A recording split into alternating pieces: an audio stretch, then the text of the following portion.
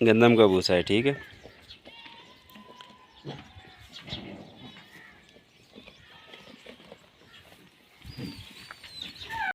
अस्सलाम वालेकुम जी, welcome to today new vlog. कैसे हैं आप? उम्मीद करता हूँ आप ठीक होंगे, खैरियत से होंगे।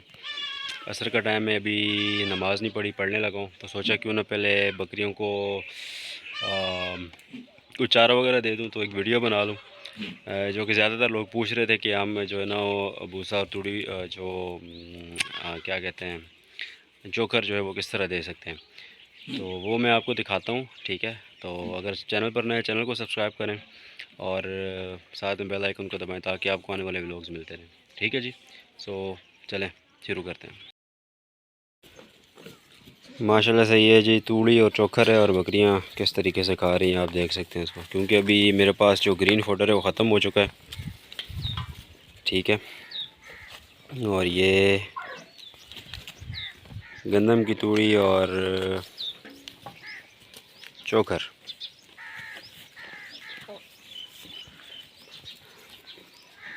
ठीक है जी। तो माशाल्लाह से ये बड़ा अच्छे तरीके से खा रही हैं।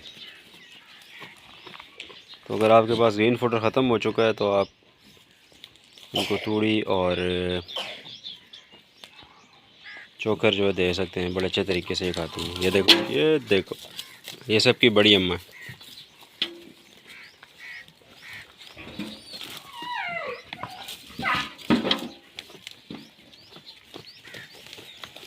ये देखो लड़ रहे हैं आपस।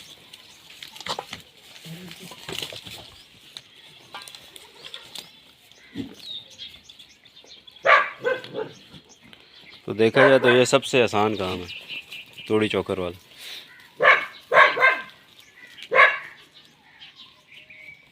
ये जस्ट आपको दिखाना था कि ये किस तरह जो है वो तूड़ी और चोकर खाते हैं।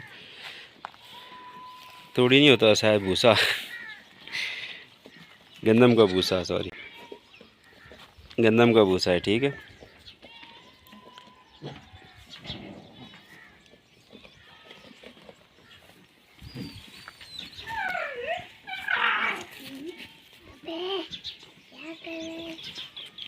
ठीक है,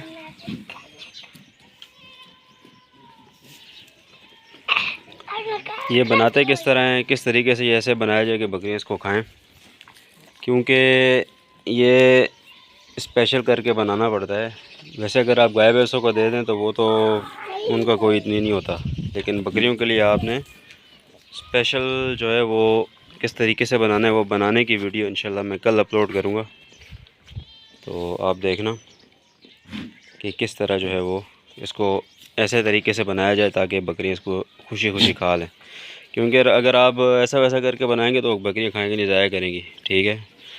तो इसको स्पेशल जो है ना बनाने का तरीका कल की वीडियो में इंशाल्लाह आपको बताऊंगा, ठीक है जी। तो चैनल पर नए, चैनल को सब्सक्राइब करें, साथ में बेल आइकन को दबाएं ताकि आपको आने वाली वीडियोस मिलती रहें, ठीक है जी। सो फिर मिलते हैं नेक्स्ट व्लॉग में, तब तक के लिए गुड बाय।